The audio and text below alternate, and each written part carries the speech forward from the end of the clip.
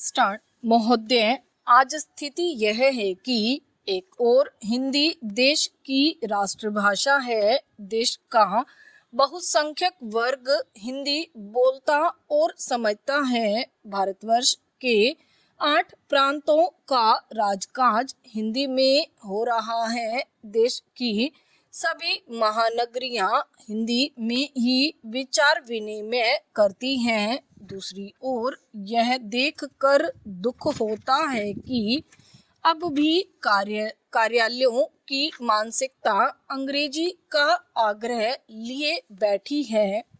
यह बात हमें कुछ चिंतन के लिए बाध्य करती है। आए दिन विभिन्न भाषाओं में छपी पुस्तकों की विक्रेता और प्रकाशक पुस्तक मेले का आयोजन करते रहते हैं। हिंदी को छोड़कर प्राय सभी भाषाओं की पुस्तकों की अच्छी बिक्री हो जाती है। हिंदी में पाठकों का बढ़ना तो दूर रहा, निरंतर कम होता जा रहा है। आखिर ऐसा क्यों है?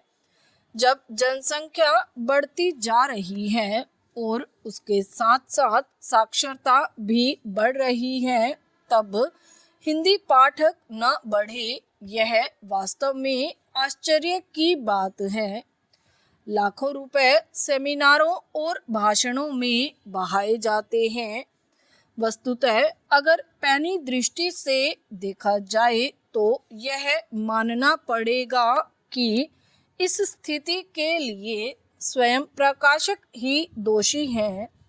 हिंदी का पाठक यह चाहता है कि उसे पुस्तकें सस्ते दामों पर उपलब्ध हों, जैसा कि दूसरी भाषाओं के सस्ते संस्करण निकलते हैं।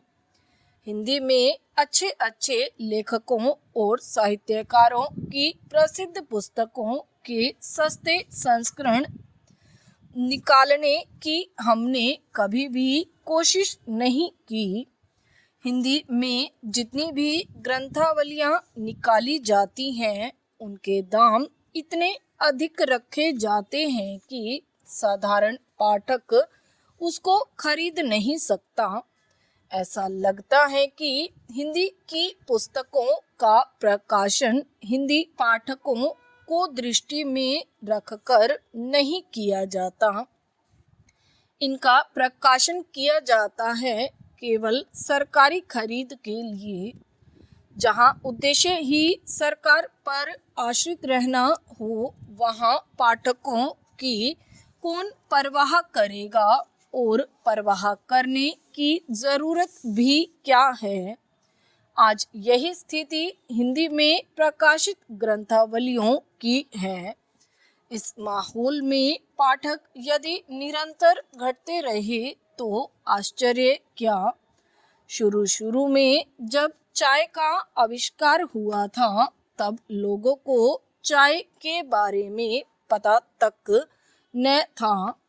इस स्थिति में चाय के वितरक पहले मुफ्त में चाय पिलाते थे, केवल चाय की रुचि पैदा करने के लिए, क्योंकि वे समझते थे कि जब रुचि पैदा हो जाएगी तो वे चाय खरीद कर भी पिएंगे, और यही हुआ।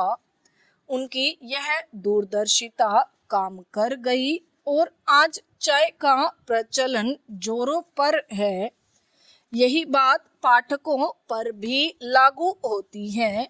अगर पाठकों को पढ़ने की रुचि निरंतर बढ़ती रहेगी, लेकिन वस्तुस्थिति यह है कि आज हिंदी प्रकाशक का ध्यान सबसे पहले अधिक से अधिक मुनाफा कमाने की ओर जाता है। दूसरी ओर प्रकाशक को पाठकों की जेब का अंदाजा बिल्कुल नहीं, या फिर अगर इस बात का अंदाजा है तो उसकी परवाह नहीं है। सरकारी अनुदान की किस प्रकार सरकारी अनुदान प्राप्त किया जाए और उसका उपयोग नहीं वरन उपभोग किया जाए। यही कारण है कि आज ऐसे अनुदानों के विरोध में आवाज उठने लगी है। विराम।